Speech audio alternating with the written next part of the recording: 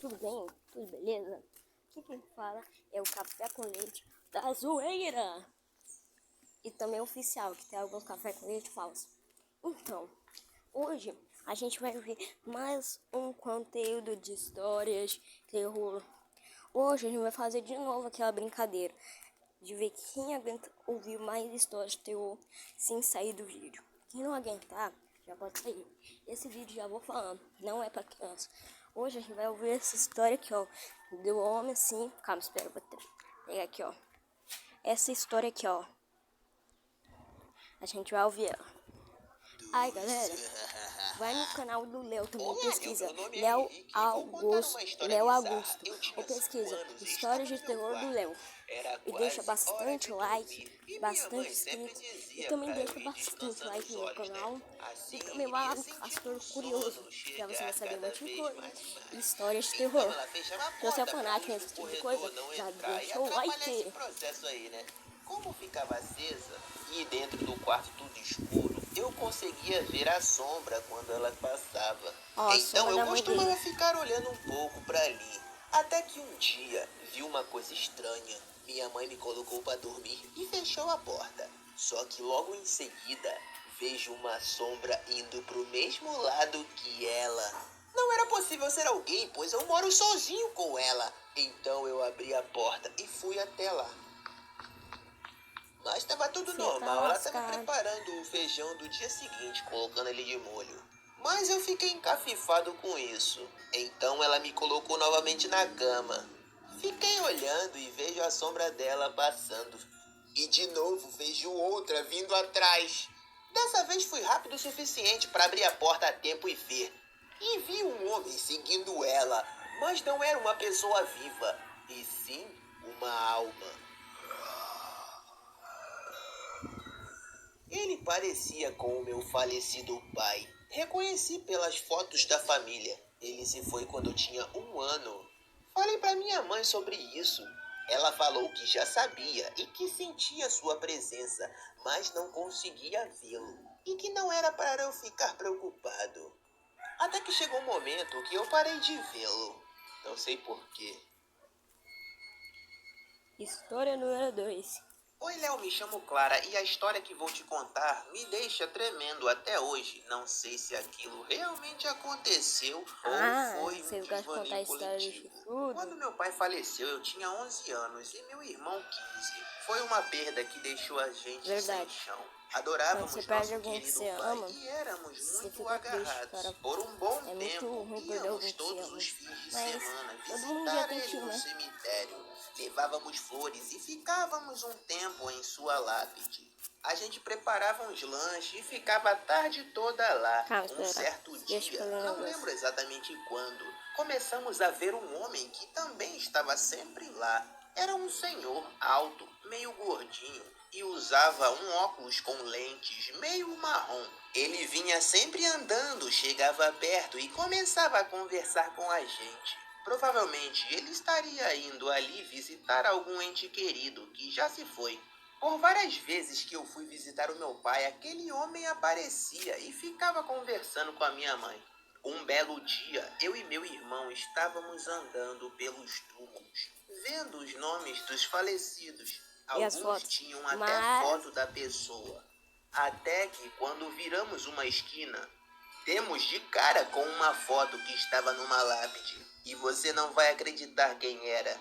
Sim, o homem que vivia falando conosco lá. Eu e meu irmão ficamos com muito medo, mas achamos ser uma coincidência. Que possivelmente era um sósia do cara, ou irmão gêmeo, sei lá. Voltamos até a nossa mãe. Ela estava falando com ele, dando uma boa olhada de cima a baixo no maluco. Parecia mesmo que aquele cara não era do nosso mundo. Falamos para nossa mãe que queríamos ir embora logo. E fomos, deixando o cara para trás. Na semana seguinte, o homem apareceu novamente. Chegou perto de nós e falou o seguinte: já que vocês sabem e estão com medo, eu não volto mais aqui. E nunca mais vimos ele de novo. Mas o jazigo do cara ainda tá lá. E a sua foto, olhando pra nós. Já não era pra ser história do Olá, dia Léo, meu 3? nome é Bruno e vou te contar uma história que aconteceu com meu tio. Nossa, E ele tem uma história bem ainda mais sinistra se que for aconteceu criança. numa estrada desse Depois você não Brasilzão. vai conseguir Em vir, sua mãe vai criar com 1990, quando você, ele blá blá começou a blá. pilotar caminhão, aconteceu uma coisa que marcou muito. Ele tinha 20 anos e trabalhava transportando alimentos. Entregava muita comida para várias cidades. Tinha uma estrada em específico.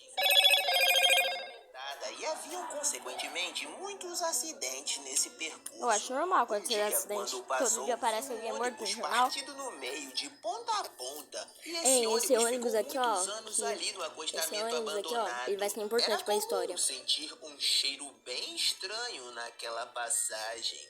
E dizem que ainda encontram partes humanas pelo acostamento. Então fez a entrega e começou a preparar para voltar. Era mais ou menos umas 18 horas e já estava começando a escurecer. Ele gostava de parar num posto para tomar um banho e bater aquele rango. Era mais ou menos umas 5 horas de volta, então foi indo. Caminhonetezinha capenga, farol meio apontando um para cima, outro para baixo, mas tinha uma visão boa, então foi indo. Até que quando estava passando pelo local que o ônibus tinha se acidentado, é um cheiro bem ruim começou a chover. Foi bem devagar para não acontecer várias nenhum acidente. Viu lá longe um ponto branco. Não conseguiu identificar o que era e continuou Eu não quero andando, nem saber o que é isso. daquele vulto se aproximar. Então ele esbravejou. Que droga de troço branco é esse que nunca alcanço? Na hora que ele falou isso, esse vulto apareceu do lado da porta do carona, ultrapassou a entidade e deu pra ver uma noiva sorrindo. Não, ela olhou pelo retrovisor e viu ela a noiva com o seu vestido branco. Noivo, porque quando ela tava no casamento, ela morreu. Viu as luzes do posto em que costumava parar. Entrou no pátio do posto loucamente e deu uma freada para parar a caminhonete. Quase atropela o frentista. E ficou um tempo parado pensando.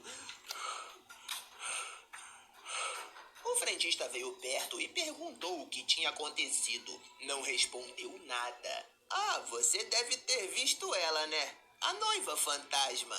E ele comentou que em noites de sexta-feira, essa noiva aparece e muitos motoristas chegam no posto relatando a aparição dela. Aparece e tenta provocar acidentes neles para conseguir um noivo fantasma e conseguir casar no mundo dos mortos. Também explicou que em uma noite de sexta-feira, naquele ônibus que tinha se acidentado, vinha dentro uma moça que tinha ido comprar enxoval de casamento.